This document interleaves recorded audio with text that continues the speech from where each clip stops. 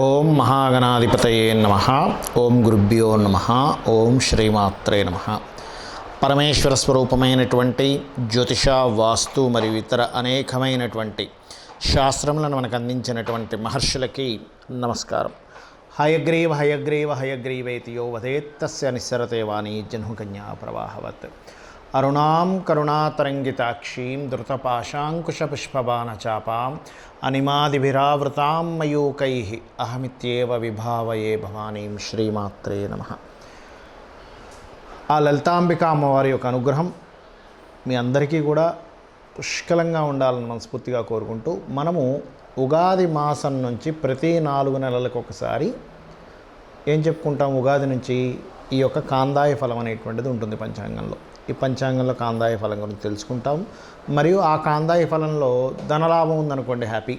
సమంగా ఉన్నా కొంతవరకు హ్యాపీ. కానీ శూన్య ఫలములు ఉంటాయి, అందులో రోగ భయము, భీతి, హాని ఇట్లాంటివి ఉంటాయి. ఇలా ఉన్నప్పుడు దేని ద్వారా రాబోతుంది, ఆ యొక్క విషయాల్ని పరిపూర్ణంగా తొలగించుకోవడానికి అమ్మవారి నామం కానీ, చిన్నపాటి ఇంట్లో మీరు కూర్చొని చేసుకునే జపం కానీ, చిన్నపాటి దానం ద్వారా మీరు పరిపూర్ణంగా ఏ రకంగా మీరు ఆనందంగా ఉండగలుగుతారనేటువంటి విషయాన్ని ఒక్కొక్క నక్షత్రపరంగా మనం తెలుసుకుందాం. ఇక మకర రాశిలో ఉండేటువంటి నక్షత్రాలు ఉత్తరాషాఢ, శ్రవణము, ధనిష్ట కనుక చూసుకున్నట్లయితే, మీకు ధనుసు రాశిలో ఉండే ఉత్తరాషాఢ 1వ పాదానికి మకర రాశిలో ఉండే తేడా ఏమిటంటే, వీళ్ళకి ఎక్కువగా ఉండదు, హెల్త్ చిన్నపాటి చూపిస్తుంది. ఉత్తరాషాఢ 2, 3, 4 పాదాల వరకు స్వల్పము. ఎందుకంటే 6లో ఉండే గ్రహం ఏమీ మీకు అక్కడ ఏం పాడు చేయట్లేదు, 5లో ఉంటున్నాడు కాబట్టి పర్లేదు. అయితే వీళ్ళు కూడా ఏంటి, కొంచెం ఇమ్యూనిటీని పెంచుకునే పని కొంచెం చూసుకోండి. అది ఒక్కటి చూసుకున్నట్లయితే సరిపోతుంది. మరొక విషయం ఏంటంటే, చేసే వర్క్లో కొంత స్ట్రెస్ ఉంటుంది, అంతేగాని వేరే ఇబ్బంది ఏమి ఉండదు ఈ ఉత్తరాషాఢ 2, 3, 4 పాదాల్లో. అదేవిధంగా ఈ యొక్క ధనుసు రాశిలో ఉత్తరాషాఢ, శ్రవణము, ధనిష్ట నక్షత్రాలు ఉంటాయి. శ్రవణ నక్షత్రం వారికి మాత్రం మంచి ధనలాభం చూపిస్తుంది. అదేవిధంగా ధనిష్ట 1, 2 పాదాల వారికి కూడా చక్కటి ధనలాభం చూపిస్తుంది. అయితే వీరు మరింత ధనలాభం బాగా పెరగాలంటే ఈ రాశి నుంచి 2వ స్థానంలో శని యొక్క సంచారం జరుగుతుంది. కావున మీరు నువ్వులు, తెల్లటి నువ్వులు, నీలం రంగు వస్త్రము తీసుకోండి. చక్కగా కేజింబావు తీసుకొని మీకు దగ్గరలో ఆలయంలో ఉన్నటువంటి పురోహితుడికి శనివారం నాడు దానంగా ఇవ్వండి. అలా ఇచ్చినట్లయితే ఫైనాన్షియల్ గ్రోత్ మరింత బాగుంటుంది. అలాగే మరొక విషయం ఏంటంటే, ఇక్కడ ఈ మకర రాశి వారికి పుణ్యక్షేత్ర దర్శనాలు పెరుగుతాయి ఈ 4 నెలలు కూడా, అంటే ఈ సంవత్సరం అంతా చూపిస్తుంది. అదేవిధంగా కాస్త 3వ స్థానంలో రాహు ఉన్నందుకు కొంచెం ధైర్యంగా కొన్ని పనులు చేయగలుగుతారు. రావాల్సిన డబ్బులు కొంచెం ఆగుతూ వస్తూ ఉంటాయి, దాని గురించి టెన్షన్ ఏం పడకండి. అయితే మీకు ఫైనాన్షియల్గా మరింత గ్రోత్ రావాలి, అందులో ముఖ్యంగా ఉత్తరాషాఢ నక్షత్రం వారికి అని అనుకున్నట్లయితే బిల్వపత్రంని శివుని మీద పెట్టి నమశివాయ మంత్రము మరియు అదేవిధంగా వెంకటేశ్వర ఓం నమో వెంకటేశాయ, లేనట్లయితే ఓం నవవిద్రుమ బింబశ్రీ న్యక్కార్య రదనచ్చదాయే నమః అని నామస్మరణ చేయండి. మకరం వారు, అందులో ముఖ్యంగా ఉత్తరాషాఢ నక్షత్రం వారికి మరింత ధనయోగాన్ని ఇస్తుంది ఈ మంత్రం అనేటువంటిది.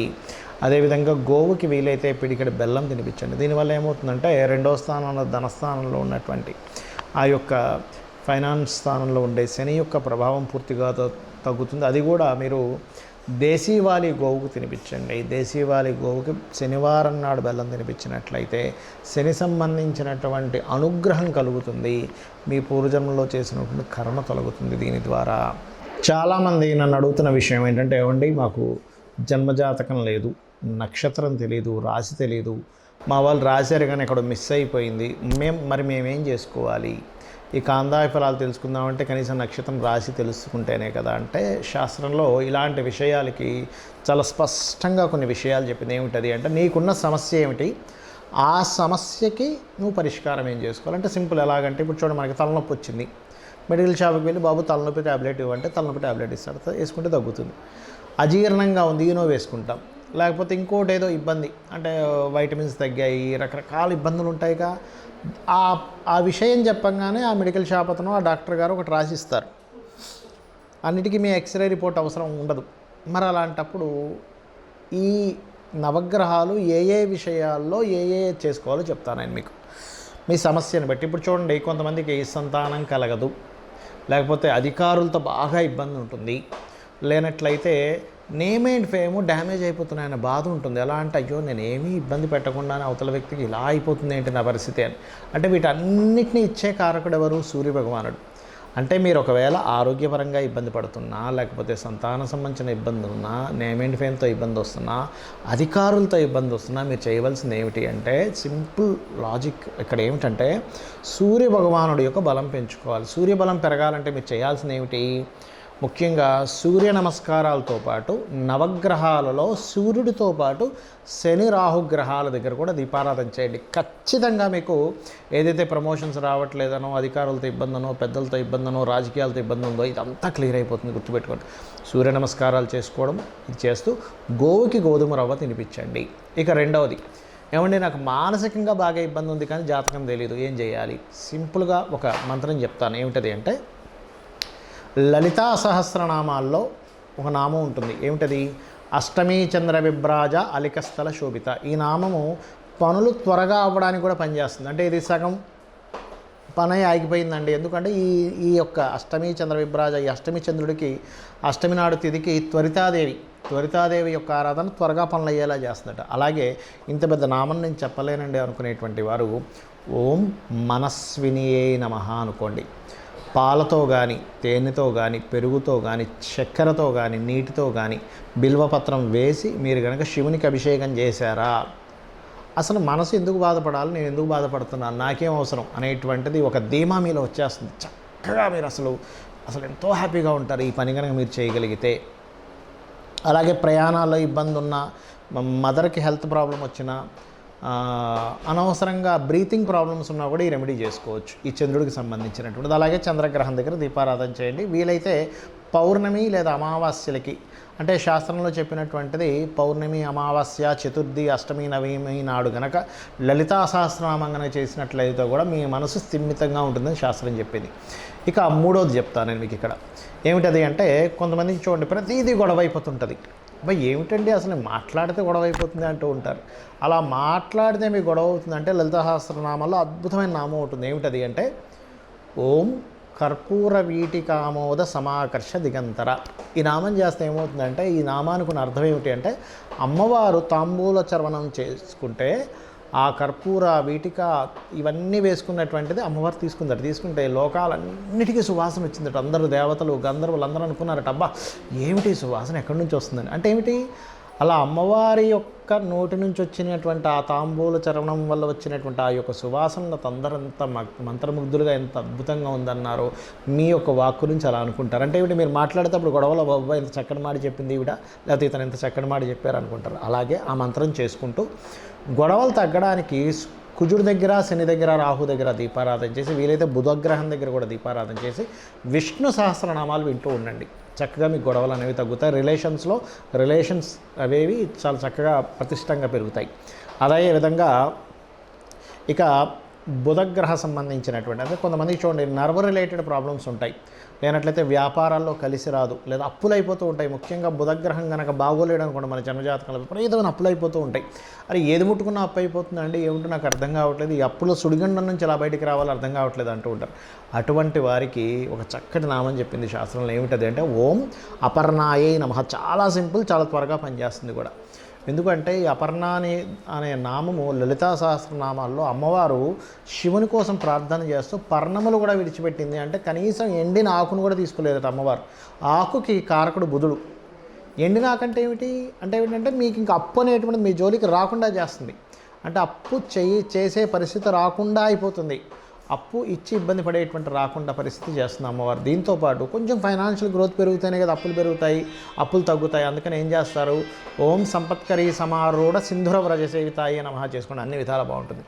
అదేవిధంగా ఇప్పుడు చూడండి కొంతమందికి సంతానం కలగదు, అప్పుడు దత్తాత్రేయుడు ఆరాధన చేయండి. గురుగ్రహం దగ్గర, శని రాహు గ్రహాల దగ్గర దీపారాధన చేయండి. అదేవిధంగా ఓం దిగంబర శ్రీ పాదవల్లభ దిగంబరాయై నమః అనే నామస్మరణ చేయండి. ఖచ్చితంగా సంతాన అభివృద్ధి, గురువుల నుంచి వచ్చేటువంటి ప్రోత్సాహము, బ్యాంక్స్ నుంచి వచ్చేటువంటి ప్రోత్సాహము.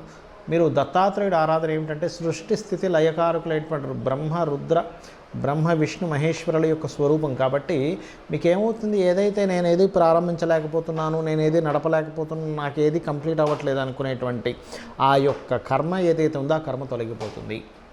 ఇక కొంతమందికి వివాహ సంబంధించిన విషయంలో దోషం ఉంటుంది. ఏమిటోనండి జాతకం బాగాలేదంటున్నారు, లేకపోతే జాతకం సంబంధించింది మాకు అర్థం కావట్లేదు, ఏం చేయాలో అర్థం కావట్లేదు. చాలా సింపుల్. శుక్ర కేతు గ్రహాల దగ్గర దీపారాధన చేస్తూ, వీలైతే శని గ్రహం దగ్గర కూడా దీపారాధన చేసి, మీకు స్త్రీలైతే శని రాహు దగ్గర కూడా దీపారాధన చేయండి కుజుడితో పాటు. పురుషులైతే శుక్రుడు శని కేతువు, స్త్రీలైతే కుజుడు కేతువు రాహు శని కూడా.